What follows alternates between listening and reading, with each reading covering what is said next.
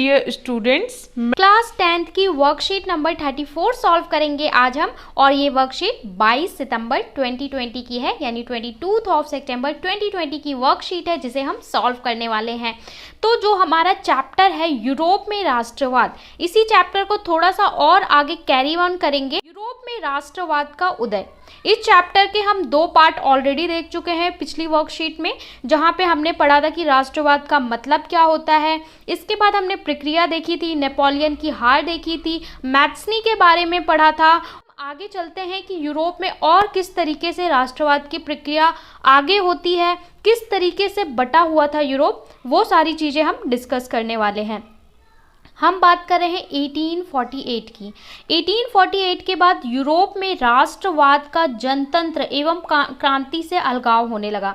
देखिए, एक टाइम क्या था कि जब नेपोलियन हारता है, नेपोलियन ने बहुत सारे सुधार किए थे जनता के लिए, और जनता में एक ये भावना आ गई थी लोकतंत्र की, जनतंत्र की, ये भावना पनपने लगी थी। क्रांति भी उभरने लगी थी, क्योंकि हमने मैथ्सनी के बारे में पढ़ा था कि लोग गुप्त संगठन में शामिल हो रहे थे, क्रांति कर रहे थे। लेकिन जैसे ही ये सारा चीज़ें ख़त्म होती है, नेपोलियन हारता है, फिर से रूढ़िवादी का जो शासन था वो वापस आने लगता है। रूढ़िवादी विचारधारा दोबारा से एकत्रित होने लगती है। कहाँ पे? जो वियना में एक संधि हुई थी, हमने पढ़ा था वियना की संधि। तो वियना की संधि के बाद से रूढ़िवादी विचारधारा दोबारा आने लगती है, और जनतंत्र, जो लोगों के अंदर राष्ट्रवाद की भावना पनप रही थी, उसको धीरे धीरे दबाने का काम शुरू हो जाता है। राजा की सत्ता को बढ़ाने के लिए रूढ़िवादियों ने अक्सर राष्ट्रवादी भावनाओं का इस्तेमाल किया।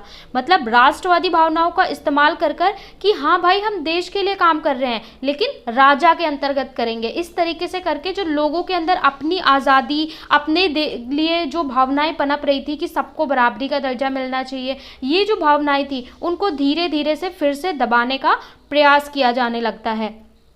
यद्यपि मध्यवर्गीय जर्मन लोगों ने 1848 में जर्मन में महासंघ के विभिन्न इलाकों को जोड़कर एक राष्ट्र राज्य बनाने का प्रयास किया था, लेकिन फिर भी 1848 में क्या था कि जर्मन में बहुत सारे, आप देखेंगे ना, जो देश थे, अगर हम वर्तमान इटली को देखें तो, या जर्मन को देखें, तो वो बहुत सारे भागों में टूटा हुआ था। यानी कि अगर आप उसका मैप देखेंगे इटली का, तो इस तरीके के अगर मैप है तो ये अलग अलग 7 राज्यों में बिखरा हुआ था। बाद में इन्हें मिलाकर एक इटली बनाया जाता है। इसी तरह जर्मन का हाल था। तो जो राष्ट्रवादी थे, जो लोग हित चाहते थे, वो क्या चाहते थे कि ये सबको अगर हम जोड़कर अपना एक बना लेंगे, एक राष्ट्र बनाएंगे, तो हम ज़्यादा शक्तिशाली होंगे। मैथ्सनी भी तो यही चाहते थे कि इटली का एकीकरण हो।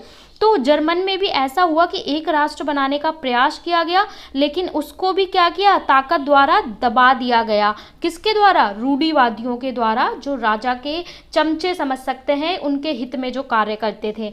इसके पश्चात प्रशा ने राष्ट्रीय एकीकरण के आंदोलन का नेतृत्व संभाला। जो प्रुशिया में क्या होता है, एकीकरण का काम होता है। अब हम 2 एकीकरण के बारे में पढ़ने वाले हैं। एकीकरण का क्या मतलब है? यूनिफिकेशन, यानी कि जोड़ना। अगर आप देखेंगे इटली का मैं आपको मैप शो करूंगी जब हम इस चैप्टर को डिटेल में पढ़ेंगे, क्योंकि बच्चों ने कहा है कि यूरोप में राष्ट्रवाद बहुत इंपॉर्टेंट है, तो इसका, तो वहां पे मैं आपको मैप शो करूंगी। अगर आप मैप देखेंगे प्रेजेंट इटली, तो that can be divided into 7 parts. 7 parts में उस वक्त डिवाइड था इटली, और बाद में यूनिफिकेशन होने के बाद, एकीकरण होने के बाद, ये पूरा बन जाता है हमारा इटली। तो किस तरीके से इटली का एकीकरण हुआ, किस तरीके से जर्मनी का एकीकरण हुआ, उसके क्या चरण थे, उसको हम देखते हैं। सबसे पहले बात करते हैं हम जर्मनी के एकीकरण की। तो लेट्स हैव लुक जर्मनी का एकीकरण का। अगर आप टाइम पीरियड देखेंगे तो जर्मनी का एकीकरण बेटा होता है 1866 और 1871। ये जो टाइम पीरियड आपको दिखाया हुआ है 1866 से 1871, ये प्रमुख आप समय समझ सकते हैं जर्मनी के एकीकरण के लिए। सबसे पहले एकीकरण प्रुशिया के नेतृत्व में हुआ। प्रुशिया जो वहाँ का एरिया था, प्रुशिया के नेतृत्व में हुआ।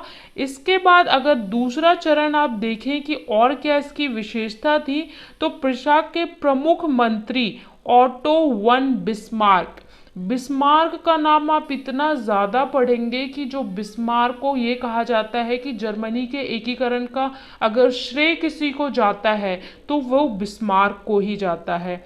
बिस्मार्क ने राष्ट्र निर्माण में प्रमुख भूमिका निभाई, यानी आप समझ सकते हैं जो बिस्मार्क थे इन्होंने बहुत सारा काम किया था जर्मन को एक करने के लिए।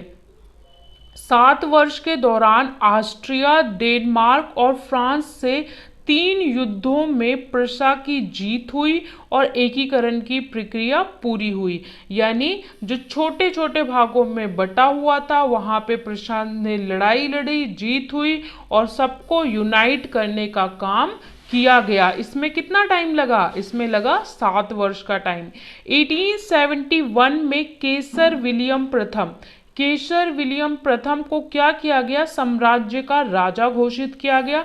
यानी जो यूनाइटेड, अब ये टुकड़ों में बटा हुआ जो कंप्लीट जर्मन बन गया, इसका जो राजा बनाया गया वो किसे बनाया गया? विलियम प्रथम को बनाया गया।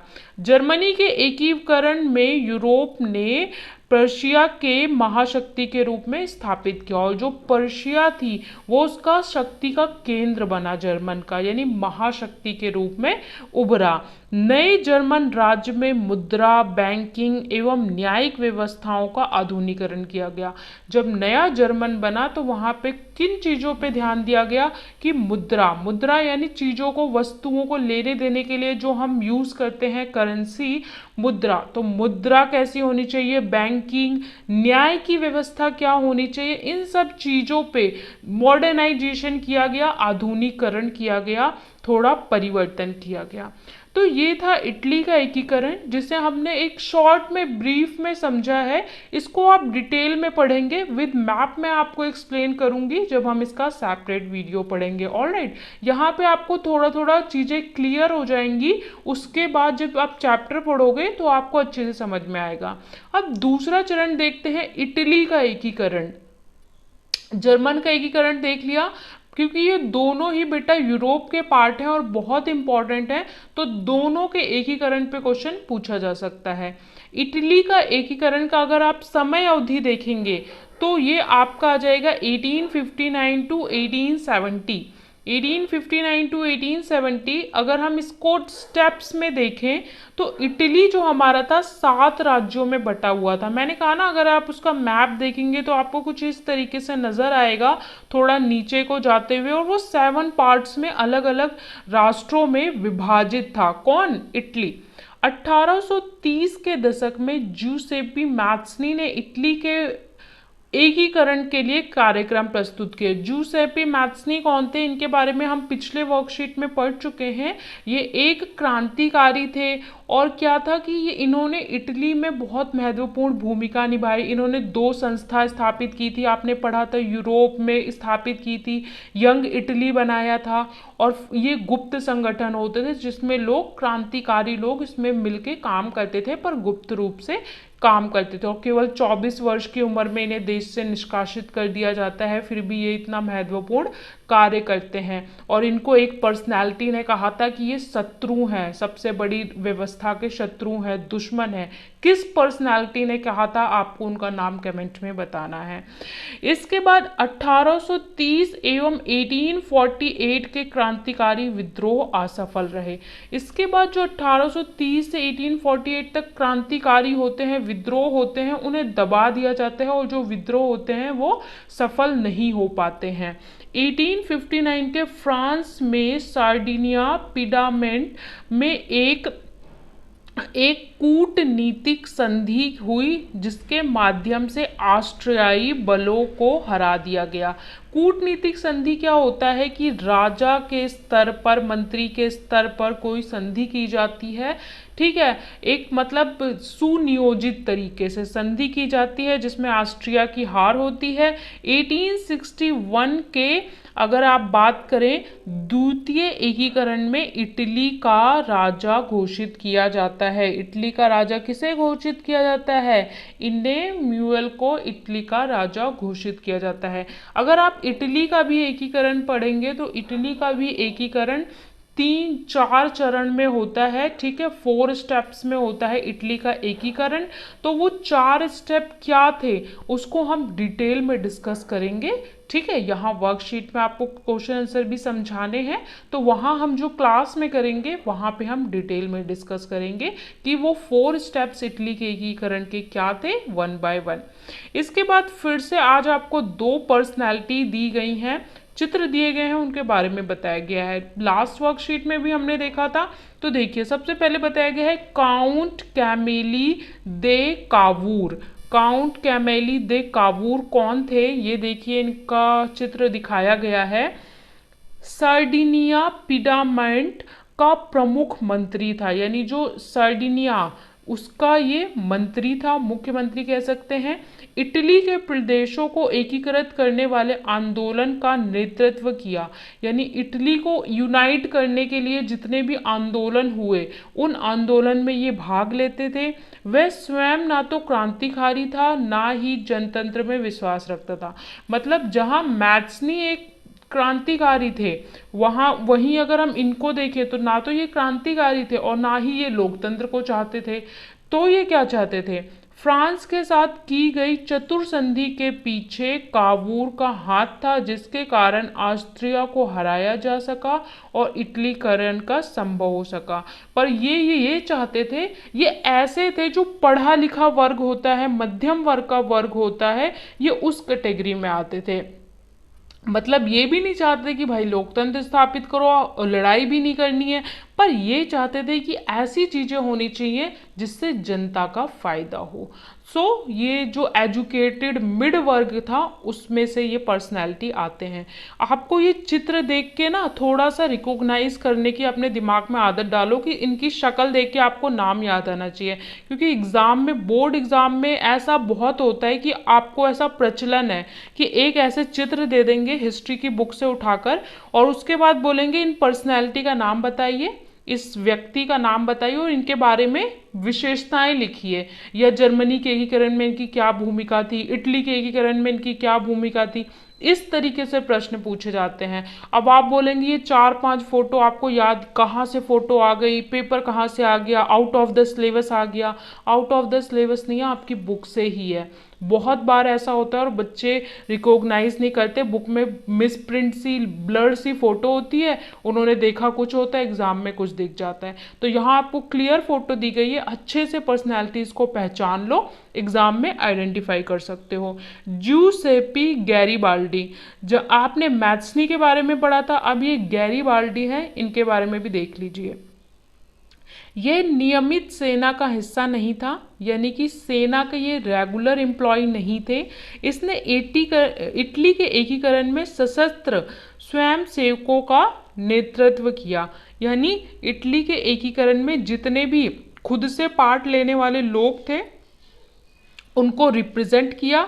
1807 में ये दक्षिण इटली और सिसिलियो के राज्य प्रवेश कर नए स्पेनिश शासकों को हटाने के लिए स्थानीय किसानों का समर्थन किया, यानी जो स्थानीय लोग थे उनका सपोर्ट किया जिससे उनके शासक को हटाया जा सके। उसने दक्षिण इटली एवं सिसिली के राजा एमिन्यूएल द्वितीय को सौंप दी और इस प्रकार इटली का एकीकरण संभव हुआ। तो मतलब इन्होंने इटली के एकीकरण में एक महत्वपूर्ण भूमिका निभाई।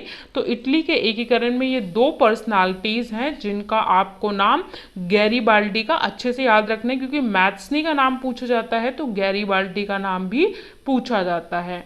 अब आपके क्वेश्चंस देख लेते हैं। देखिए, आज आपसे 4 क्वेश्चन पूछे हैं, ठीक है। क्वेश्चन है इटली के एकीकरण पर निबंध लिखिए। निबंध लिखना है तो बेटा निबंध लिखना है। कई बार बच्चे बोलते हैं कि मैम शॉर्ट आंसर, आप एक तो 10th के स्टूडेंट हैं तो आप शॉर्ट आंसर 1 लाइनर 2 लाइनर भूल जाइए। 1 मार्क का क्वेश्चन आता है तो उसमें आपको 1 लाइनर लिखना होता है। पर अगर 2 नंबर का प्रश्न आ रहा है, 3 नंबर का आ रहा है, 4 नंबर का आ रहा है, तो बेटा आपको 2 लाइन लिख के आंसर मार्क्स नहीं मिलेंगे। ये बात ध्यान से समझ लो। आपका 4 नंबर का और आपने 2 लाइन लिख दिया, 3 लाइन लिख दिया, तो आपको बताइए कौन सा टीचर मार्क देगा। दूसरी बात, क्वेश्चन की डिमांड क्या है। क्वेश्चन में सिर्फ एक पर्सनैलिटी का नाम पूछा है तो वहां पे तो आप ऐसे लिखोगे नहीं, वहां पे आपको वन वर्ड में ही आंसर सब्स्टिट्यूट करना होगा। तो इस तरीके से क्वेश्चन की डिमांड के अकॉर्डिंग आपको आंसर देना सीखना होगा। दूसरे क्वेश्चन में पूछा है एकीकृत जर्मनी का राजा कौन था, तो राजा का नाम बताना है। थर्ड में पूछा है कि जर्मनी एकीकरण की विशेषताएं बताइए, जर्मनी एकीकरण में क्या विशेषताएं थी। और चौथा पूछा है कि आपको क्या लगता है कि 1848 के बाद जो यूरोप में राष्ट्रवाद की भावना थी वो क्यों कम होने लगी। तो ये चारों के आंसर आपको देने हैं। Let's come to the solution of these questions. First question में पूछा है इटली के एकीकरण पर निबंध लिखिए। बेटा अब आपसे निबंध लिखने को बोला है, एस्से लिखने को बोला है, तो आप मुझे बताइए कि आप एस्से 4 लाइन में लिख सकते हैं, 3 लाइन में आंसर एस्से लिख सकते हैं। एस्से का मतलब है कि जो टॉपिक है उसको आप कम से कम 100 to 120 वर्ड्स में डिस्क्राइब करिए। ये होता है शॉर्ट नोट का मतलब या एस्से या निबंध का मतलब। यहाँ पे साफ साफ लिखा है निबंध लिखिए, तो निबंध मतलब आपको 100 to 120 वर्ड्स में मिनिमम इस चीज़ को डिस्क्राइब करना है। अगर ये क्वेश्चन पूछते हैं इस तरीके से तो 4 नंबर में पूछेंगे। तो देखिए आपको कैसे लिखना है, मतलब पूरा जो इटली की कहानी है वो आपको शॉर्ट में बतानी है। इटली में एक तरफ तो बहुराष्ट्रीय हैब्सबर्ग साम्राज्य का शासन था, तो दूसरी ओर कुछ हिस्सों में कई छोटे छोटे राज्य थे। तो इटली में हम बात करें तो एक तरफ क्या था, हैब्सबर्ग साम्राज्य था, और दूसरी तरफ इटली छोटे छोटे राज्यों में बटा हुआ था। और कितने राज्यों में बटा था, 7 राज्यों में। 19वीं सदी के मध्य में इटली 7 प्रांतों में बटा हुआ था, यानी 7 स्टेट्स में। उनमें से एक सर्डिनिया पिडामेंट पर किसी इटालियन राज परिवार का शासक था। अगर हम एकमात्र बात करें तो राज परिवार यानी राजघराने, जहां राजा का बेटा राजा होता है, तो इटालियन सार्डिया पिडामेंट में इटालियन राज परिवार का शासन था। उत्तरी भाग में अगर इटली के बात करें तो ऑस्ट्रिया के हैब्सबर्ग साम्राज्य के नियंत्रण में था। मध्य भाग पॉप के शासन में था, यानी जो मिड पार्ट था इटली का वो पॉप के शासन में था। दक्षिण भाग स्पेन के बोबोन राजाओं के नियंत्रण में था। इटालियन भाषा का कोई एक स्वरूप अभी तक नहीं था, मतलब जो इटालियन यहाँ की जो भाषा थी, लैंग्वेज थी, कोई भी एक भाषा को पूरे राष्ट्र के लिए घोषित नहीं था। ये भाषा के कई क्षेत्रीय और स्थानीय प्रारूप थे, यानी अलग अलग जगह पे अलग अलग भाषा का बोलबाला था। 1830 के दशक में जूसेपी मैत्सनी ने एक समग्र इटालियन गणराज्य की स्थापना के लिए योजना बनाई। जो मैत्सनी थे एक क्रांतिकारी थे, इटली के युवा थे। इन्होंने एक प्रक्रिया अपनाई, कहा कि हम एक गणराज्य बनाएंगे, मतलब पहले इटली को यूनाइट करेंगे और इसको जनतंत्र बनाएंगे। ठीक है, जिसके बारे में हम मैत्सनी के बारे में पढ़ते हैं कि उन्होंने गुप्त संगठन भी बनाए थे। 1831 से 1848 के विद्रोह की विफलता के बाद वह इसकी जिम्मेदारी सार्डिनिया पिडामेंट और उसके शासक विक्टर एमिन्युएल द्वितीय पर आ गई। और इसके बाद क्या हुआ, इनके बाद यहाँ के जो शासक थे सारी जिम्मेदारी इन पर आ जाती है। उस क्षेत्र के शासक वर्ग को लगने लगा था कि इटली के एकीकरण से आर्थिक विकास तेजी से होगा। अब जो यहाँ के शासक थे उन्हें भी ये लगने लगा था कि अगर इटली को यूनाइट कर देते हैं, ज्वाइन कर देते हैं, ये 4-5 राष्ट्रों में जो बटा हुआ है अगर हम इसे जोड़ देते हैं तो आर्थिक विकास होगा, यानी पैसों का लाभ होगा। इसी को हम कैरी ऑन करेंगे। इटली के विभिन्न क्षेत्रों को एक करने के लिए आंदोलन की अगुवाई मुख्यमंत्री कैवेल ने की थी। तो ये कैवेल जो हैं ये भी एक महत्वपूर्ण पर्सनैलिटी है, महत्वपूर्ण इनका रोल है इटली के एकीकरण में। वे ना तो कोई क्रांतिकारी था ना ही कोई प्रजातांत्रिक, वह तो इटली के उन धनी पढ़े लिखे वर्गों में से था जिनकी संख्या काफ़ी कम थी। तो ये भी ऐसे थे, ना तो पढ़े लिखे, मतलब ना तो युद्ध में भाग लेना चाहते थे ना तो लोकतंत्र चाहते थे, लेकिन ये मध्यम वर्ग के पढ़े लिखे व्यक्ति थे। जो उसे भी इटालियन से ज़्यादा फ्रेंच भाषा पर महारत हासिल थी। उसने फ्रांस में एक कूटनीतिक गठबंधन किया, इसलिए 1859 में ऑस्ट्रिया की सेना को हराने में कामयाब हो सका। उस लड़ाई में सेना के जवानों के अलावा कई सशस्त्र स्वयंसेवकों ने भी भाग लिया, जिसकी अगुवाई गैरिबाल्डी कर रहा था। इसके अलावा जब युद्ध हुआ तो इसमें ये भी शामिल हुए, गैरिबाल्डी शामिल हुए। गैरिबाल्डी क्या थे? युद्ध का नेतृत्व कर रहे थे। युद्ध क्यों किया जा रहा था? कि भाई जो अलग अलग पार्ट्स में हम डिवाइड हैं, इसको कंबाइन कर सकें, यूनाइट कर सकें। 1860 के मार्च महीने में दक्षिण इटली और टू सिसलो राज्य की ओर बढ़ चले। उन्होंने स्थानीय किसानों का समर्थन लिया और साथ में स्पेनिश शासन को उखाड़ फेंकने के लिए कामयाब हो गए। 1861 में विक्टर एमेन्युल द्वितीय को एक समग्र इटली का राजा घोषित किया गया। यानी जब इटली कंबाइन हो जाता है तो किसको? द्वितीय को, किसको? एमेन्युल द्वितीय को राजा बनाया जाता है। लेकिन इटली के आम जन का बहुत बड़ा भाग उदारवादी राष्ट्रवादी विचारधारा से बिल्कुल अनभिज्ञ था। यानी उदारवादी राष्ट्रवाद क्या था? उदारवादी राष्ट्रवाद था कि सबके हितों की बात करना, सबके लिए विकास करना।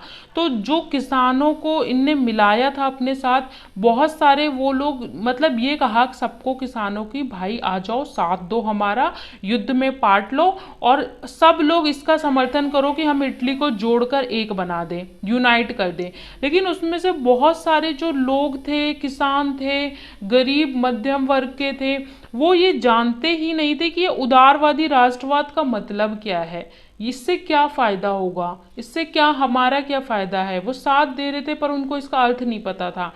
ऐसे शायद उनमें फैली हुई अशिक्षा के कारण था। और ऐसा कह रहे हैं कि हो सकता है कि उसमें बहुत सारा एजुकेशन नहीं था, पढ़े लिखे नहीं थे, तो शायद वो उस टाइम इस चीज को समझने में असमर्थ थे। तो ये आपका कंप्लीट आंसर हो गया। स्क्रीनशॉट ले सकते हो आप दोनों स्लाइड्स का, ठीक है। सारे आंसर मैं आपको टेलीग्राम पे प्रोवाइड करा दूंगी, वहां से भी आप लिख सकते हो। टेलीग्राम का लिंक डिस्क्रिप्शन बॉक्स में दिया हुआ है, आपने ज्वाइन नहीं किया है तो कर लें। क्वेश्चन नंबर 2 में पूछा है एकीकृत जर्मनी का राजा कौन था। जर्मनी जब यूनाइटेड हुआ तो उसका राजा कौन था? तो केसर विलियम प्रथम एकीकृत जर्मनी का राजा था। यहाँ पे नाम पूछा है तो यहाँ पे आप वन लाइनर आंसर दे सकते हो। यहाँ पे उसके बारे में नहीं पूछा ना कि उसके बारे में बताइए, तो आप सीधा नाम बता सकते हो। थर्ड क्वेश्चन में पूछा है जर्मनी के एकीकरण की विशेषताओं का वर्णन कीजिए। जब जर्मनी का एकीकरण हुआ तो उसकी क्या विशेषताएं थी? तो आप लिखेंगे जर्मनी का एकीकरण 1866 से 1871 के बीच की एक प्रक्रिया रही जिसकी निम्न विशेषताएं थी। नंबर 1, जर्मनी का एकीकरण प्रुसा के नेतृत्व में हुआ। प्रुसा जो भाग है, एक राष्ट्र था, उसके नेतृत्व में हुआ। बिस्मार्क जर्मन साम्राज्य का प्रथम चांसलर तथा तत्कालिक यूरोप का प्रभावी राजनेता था। वे ऑटो फोन बिस्मार्क के नाम से प्रसिद्ध था। बिस्मार्क को जर्मनी का यूनिफिकेशन का बहुत बड़ा लीडर बोला जाता है, या आप कुछ भी बोल सकते हैं, बहुत ज़्यादा योगदान दिया था।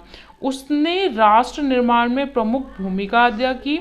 7 वर्ष के दौरान ऑस्ट्रिया, डेनमार्क, फ्रांस से 3 युद्धों ने प्रुसा की जीत हुई और जर्मन में एकीकरण की प्रक्रिया पूरी हुई। तो ये 3 पॉइंट्स हैं। इसी के बाद आंसर को कैरी ऑन करेंगे कि 1871 में केसर विलियम प्रथम को नए साम्राज्य का राजा घोषित कर दिया जाता है और जर्मनी एकीकरण ने यूरोप में प्रुशिया की महाशक्ति के रूप में स्थापित किया। नए जर्मन राज्य में मुद्रा, बैंकिंग, न्यायिक व्यवस्थाओं को आधुनिकीकरण पर जोर दिया गया। तो ये कुछ विशेषताएं हैं जर्मनी के एकीकरण की, जिन्हें आप पॉइंट बाय पॉइंट लिख सकते हैं, बुलेट बनाकर 1 2 3 4। ऑलराइट, इसका भी स्क्रीनशॉट ले सकते हैं।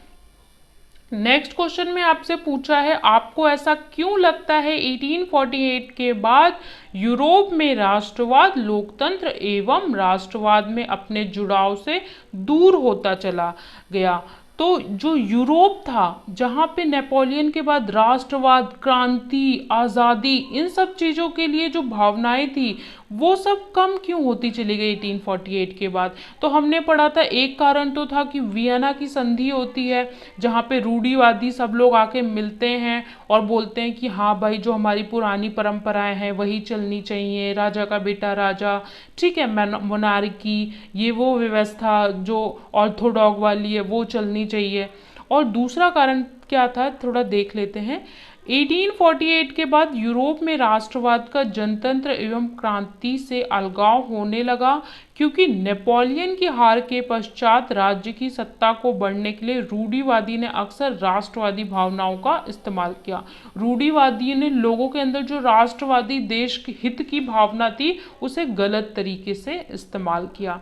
इस तरह राज्य की सत्ता को बढ़ाने और पूरे यूरोप पर राजनीतिक प्रभुत्व स्थापित करने के उद्देश्य से रूढ़िवादियों ने अक्सर ही राष्ट्रवादी भावनाओं का इस्तेमाल किया, जिसके परिणाम स्वरूप यूरोप में राष्ट्रवाद का और जनतंत्र क्रांति से अलगाव के रूप में परिलक्षित हुआ। यानी वो लोग अपने राष्ट्र को, अपनी सत्ता को बढ़ाने के लिए उन्होंने राष्ट्रवादी भावनाओं का इस्तेमाल किया, जिसकी वजह से जो जनतंत्र की भावना थी, राष्ट्रवाद की भावना थी, लोकतंत्र की भावना थी, वो कम होती हुई नजर आई।